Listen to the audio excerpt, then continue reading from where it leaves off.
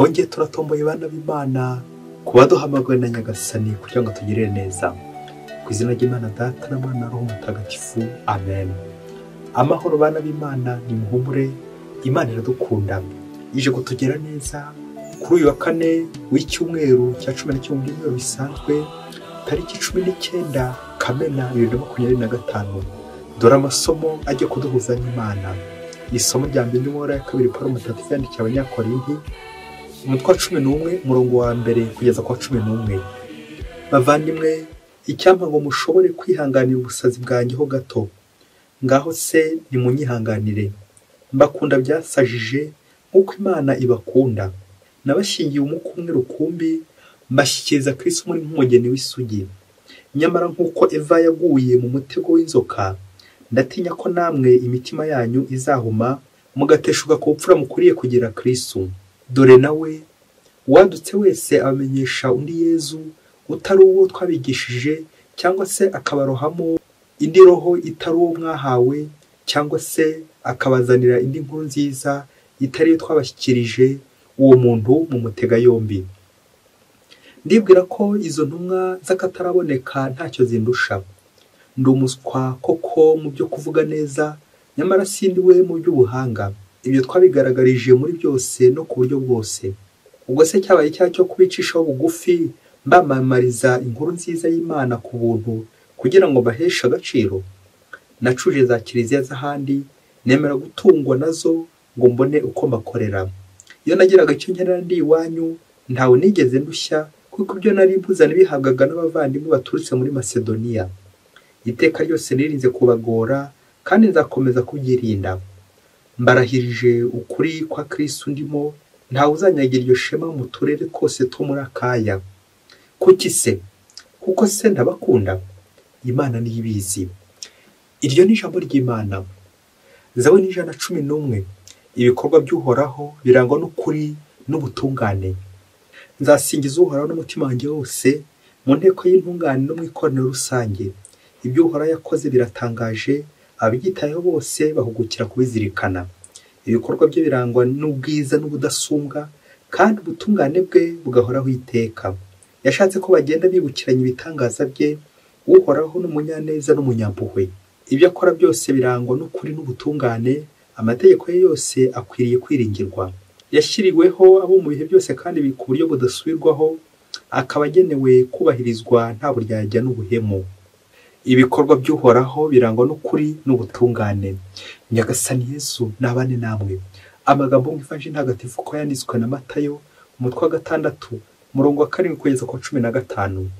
Muri icyo gihe abigishwa bari bateraniye iruhande rwa Yesu ku musozi, maze arababwira ati, igihe musenga ntimugasukiranye amagambo nk'abatazi Imana, bibwira ko amagambo menshi ari atuma bumvwa neza. Ntimukagenze nkabo, kuko so azi neza icyo mukenera mbere y'uko mukimusaba. Mwebweho rero mujye musenga mugira muti, dawe uri mu ijuru, izina ryawe ryubahwe, ubwami bwawe nibuze, icyo ushaka gikorwa munsi nk'uko gikorwa mu ijuru. Ifunguro ridutungura riduhe none, utubabarire ibicumuro byacu nk'uko natwe tubabarira abaducumuyeho, ntudutererane mu bitwoshya, ahubwo dukize ikibi. Koko nimubabarira abantu amakosa yabo, so mu ijuru nawe azababarira yanyu. Naho nimutabarira abantu, na so ntazababarira amakosa yanyu. Iyo ni Ivanjili ntagatifu. Bayoboke b'Imana, nimugire amahoro. Aha tugeze ni kuri buri munsi. Fungura buri munsi, ufungure buri munsi, ufungurire abandi buri munsi. Ijambo ry'Imana buri munsi, buri munsi ugira icyo uteramo imbere cyiza, buri munsi ugira icyo uteramo nyuma kibi, kugira ngo ibi byose ubirandure iwawe, maze ugende neza mu nzira za Nyagasani buri munsi. Umunsi umwe umwana wigeze asanga nyirakuru ngo ari kuruma imbaragasa. Umwana biramutangaza, ati, nyogokuru gukora ibiki? Ati, ndi kuruma imbaragasa nk'uko nayo yandumye. Aba ari uko nyirakuru amusubiza. Nuko arongera yungamo ati, ndi kwiruma nk'uko yandumye, ariko ndanyuza mu maraso yanjye nk'uko nanjye yanyunyuje yanjye. Ubundi niragiza nyijugunye, mpaka impe amaraso yanjye nk'uko yatwaye yanjye, nanjye ntashaka ntware ayiyo mbaragasa. Birashoboka ko umwana yihebye bitewe nuko yaravuye ku ishuri ari kwibaza, amaraso nyirakuru ari gushakira mu mbaragasa ameze ate? Hari akantu karyoshye tushaka kuzirikanaho, ukurikire nawe umubyeyi. Iyo imbaragasa irumye umuntu iba ifite nanjye kuvuga uburenganzira, kuko ni akanyamaswa.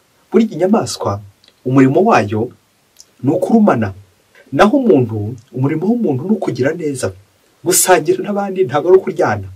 Hanyuma se reka nguhe umwitozo muto kuri uyu mukecuru n'umwuzukuru we. Ese amaraso y'imbaragasa, kankubaze, ese amaraso imbaragasa ikuye mu muntu ni ay'imbaragasa cyangwa n'ay'umuntu? Icya kabiri, ese amaraso umuntu akuye mu mbaragasa ni ay'imbaragasa cyangwa n'ay'umuntu? Mu gihe uri gukomeza usubiza utwo tubazo, uze kongera urebe icyo cyungo bakoresheje ati nk'uko imbaragasa yandumye nanjye ngiye kuruma, nk'uko yantwaye amaraso nanjye ngiye kwitwara amaraso yanjye. Bayoboke b'Imana, Yezu Kristo akuzwe. Muri aka kanya Kiliziya byacu dutegurira amasomo aryoshye cyane agiye kudufasha kuzirikana ubuzima turimo n'ubw'abandi. Ese wakubwira ngo mugenzi wawe amererwe neza nk'uko umerewe, wabyemera? Ese wakubwira ngo mugenzi wawe amererwe nk'uko ujya umugirira, wabyemera? Icyo cyungo tujye kuzirikana cyitwa nk'uko. Ucyitondere mubyeyi, nk'uko birerekeza ku munganyo, birangana. Uko wagenjeje uyu nguyu nawe niko wagiye kukugenzereza. Niba ariko uri kwihora ku mbaragasa birakureba. Nk'uko umuntu ategetswe kugira neza, nk'uko n'Imana umubyeyi wacu itugirira neza, nk'uko Imana itubabarira, nk'uko Imana iduha ifunguro, natwe rero tuze kugenda kuri icyo cyungo tugishyiremo mu mirimo dukora. Ese mbabarira mugenzi wawe nk'uko nanjye Imana ibabarira, nk'uko Imana itubabarira, nk'uko Imana itugira neza. Nawe uze kugenda wongeraho ijambo ryiza wumva watura umuvandimwe wawe, ndamukunda nk'uko nanjye, ndamugira neza nk'uko nanjye bangiriye neza, ndamukora neza nk'uko nanjye. Ariko attention, niba wibeshya ugakoresha icyo cyungo nabi, ugira nabi, urumana, biraza kurangira uhindutse imbaragasa.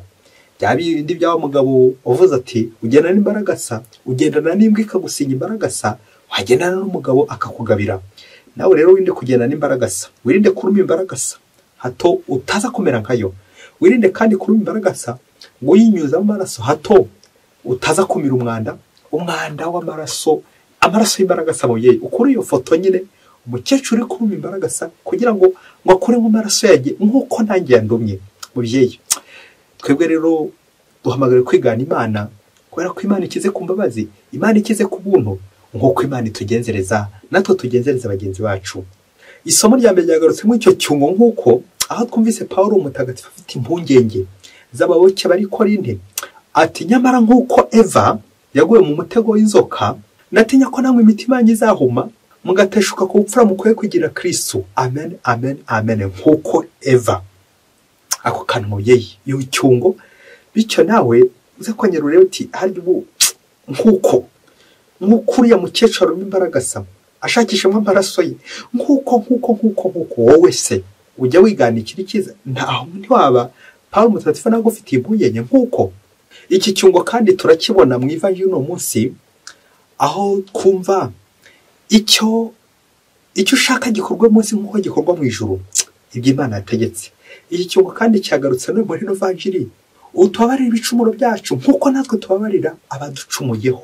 Amen, amen, amen. Nk'uko natwe uze gukurira ino foto, ese koko ubabarira nk'uko n'Imana ibabarira?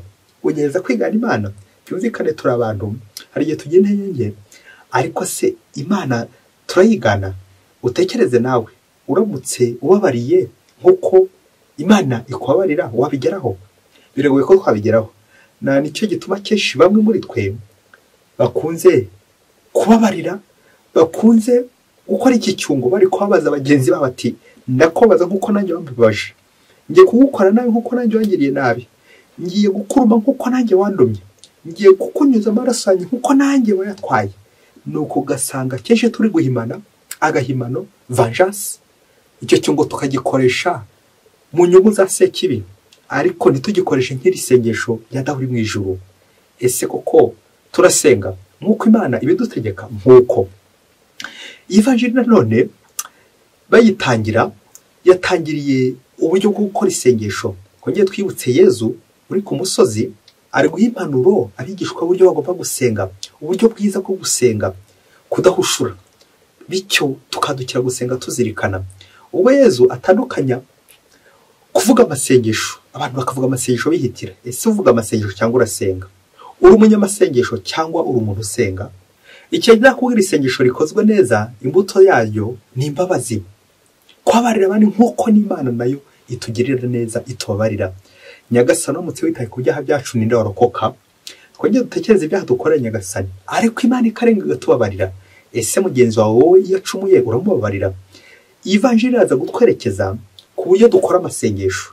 Akenshi kuvuga amasengesho nubwo burya dushyiramo bya bindi by'uko nyine nshobora kugaragara nk'umuntu usenga ariko ibikorwa byanjye ari ibibabaza abandi, nk'uko uriya yambabaje nuko ukagenda ushyiramo icyo cyungoti nk'uko uriya yambabaje, nuko igihe cyawe kirekire urasenga witabira gurupe z'amasengesho ariko nk'uko undi yangiriye nabi, igihe cyawe kirekire kikaba ari icyo kwihorera ku bandi.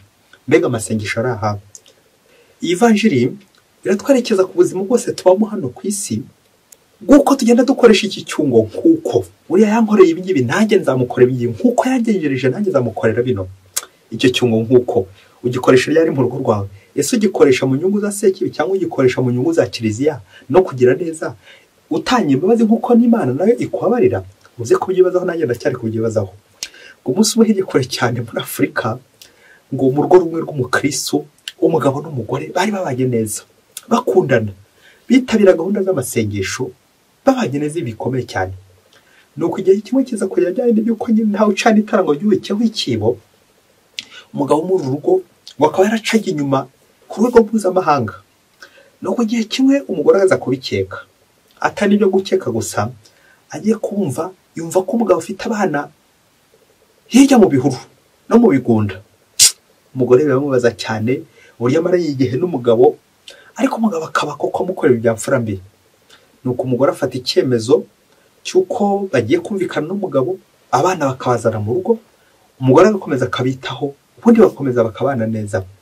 Nuko bana baza mu rugo, abana umugabo yarabyaye hakurya bari baratatanye bari mu bihuru no mu bigunda, arabazana bageze mu rugo. Wa mugore ngo igihe cyaje kugera, bya bindi by'uko nyine nyakibatara bushyitsi, kandi ngo ntugatera undi ibuye, kandi ngo ntugasekere uko uhetse rukobora. Igihe kiza kugera, wa mugore nawe ngo aza gucikwa. Wamaze gucikwa ngo ntibyagarukiye aho ngaho, umugabo wako kanya bya bindi by'uko ushobora kugira rimwe gusa ugahita ufatwa. Umugabo ngo bya bindi by'uko nyine ufashwa ari we gisambo, umugabo ahita aramufata. Ngaho fora icyo umugabo agiye kumukorera ukurikije n'ibyabaye ku mugabo bwa mbere. Nuko umugabo ahita abisha cyane bikomeye, amufashe nyine ari kumuca inyuma, birumvikana icyo nashatse kuvuga. Umugabo arabisha cyane, afata icyemezo cy'uko agiye kumwirukana, yirukana umugore ajya iwabo. Nuko ngo bageze mu rukiko bari kuburana, ngo haza kuboneka abantu bamwe babwira wa mugabo bati, ariko wa mugabo we, ko umugore wawe ugiye kumwohereza mu rugo kandi ari imfubyi, ko kumwohereje hehe? Ko yari ari mu rugo iwawe, ko ariho iwe umwoheje ko ari imfubyi. Nuko abandi bamubaza bati, ariko se wa mugabo we, ko uherutse guca inyuma umugore wawe, ko kandi umuca inyuma igihe kirekire, ko yanagize gutya akakwakirira abo bana wari warashyize mu bihuru no mu bigunda, none akaba ari kubarera, kuki wowe akoze aka kantu rimwe utamubabariye? Umufashe rimwe gusa none ntumubabariye? Nuko muganga arasubiza ati, impamvu ntamubabariye nuko namukoye inka zanjye. Rero imbabazi ngiye kumuha nuko uyu mugabo umusanganye nawe asubiza inka yanjye, akaba aramunkwereye, ubundi mbone kumusubiza mu rugo.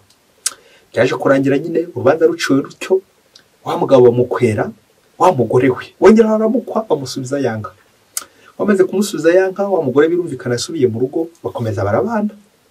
Igihe cyaje kugera nawe nibyo nyine yakibatara bushyitsi, kandi ngo no kwitondera ino minsi, kuko icyo ukora mugenzi wawe nk'uko nawe bakugenjeje bishobora gukubaho.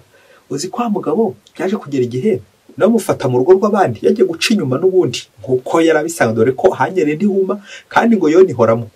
Wa mugabo nyine noneho bahita baramufata.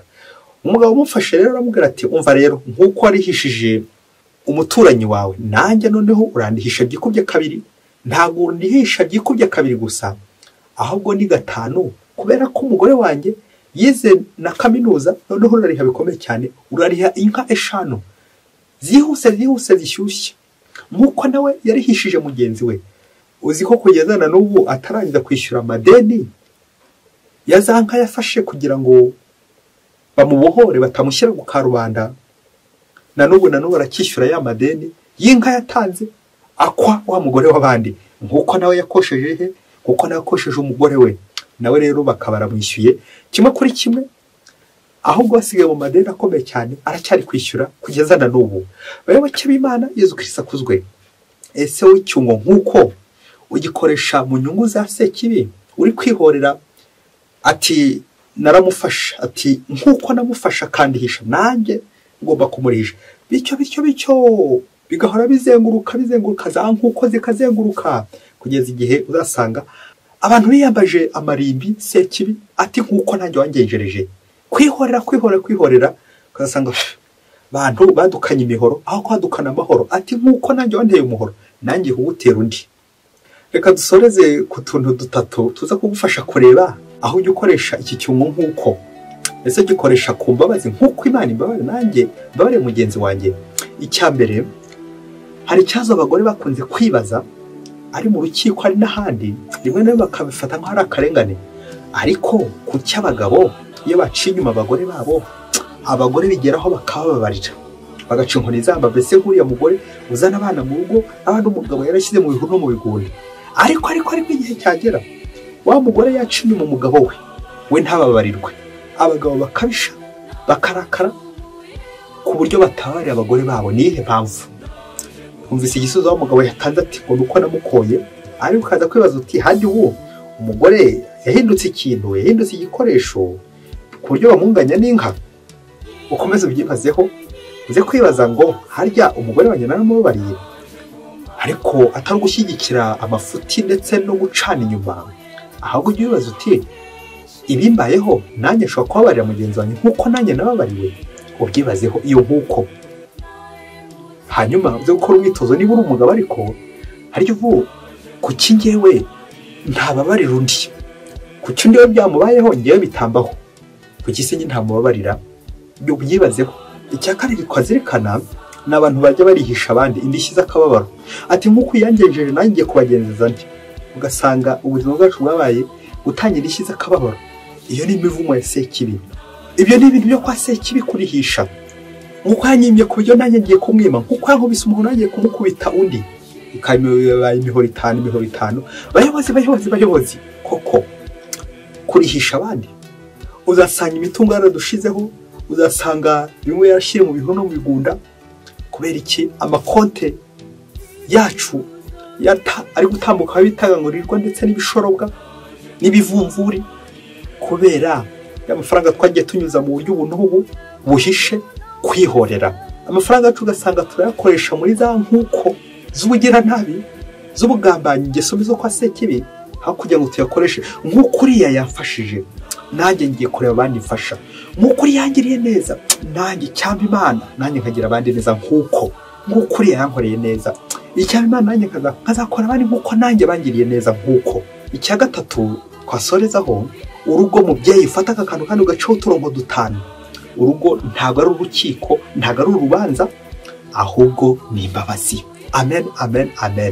Na nibyo umuhanga yabwiye umugabo n'umugore barimo bashaka gushyamirana, atereka mbabwire wa mugabo cyangwa wa mugore we, umunsi umwe mu rugo rwanyu umwe yatsinze undi, muzamenye ko muri mwiribi, kuko ntawemere gutsinda undi mu rugo. Mu rugo ntabwo ari urukiko, ahubwo ni ukoroherana, ni imbabazi. Bityo umwe akababarira undi nk'uko nawe bamubabarira. Turebera ku mbabazi z'Imana twese. Niyo mpamvu igihe cyose aho turi, gurupe zacu, imitima yacu, ingo zacu, kominote zacu ziraba imbabazi, ntizizaba urukiko. Igihe byaba urukiko tuzaba twayicaye kwa sekibi. Inteko ya sekibi ni urukiko nyine, mu nteko mu rukiko. Naho inteko y'Imana aho Imana itetse ni imbabazi ziharangwa. Nyagasani, uramutse witaye ku byaha byacu ninde warokoka? Ariko erezoma usanga mu impuhwe n'imbabazi, kubera urukundo rwawe rwahebuje. Mwese Imana ibahe umugisha. Imana Data na Mwana na Roho Mutagatifu. Amen. Padiri Masomo Ladislas wa Diyosezi ya Cyangugu.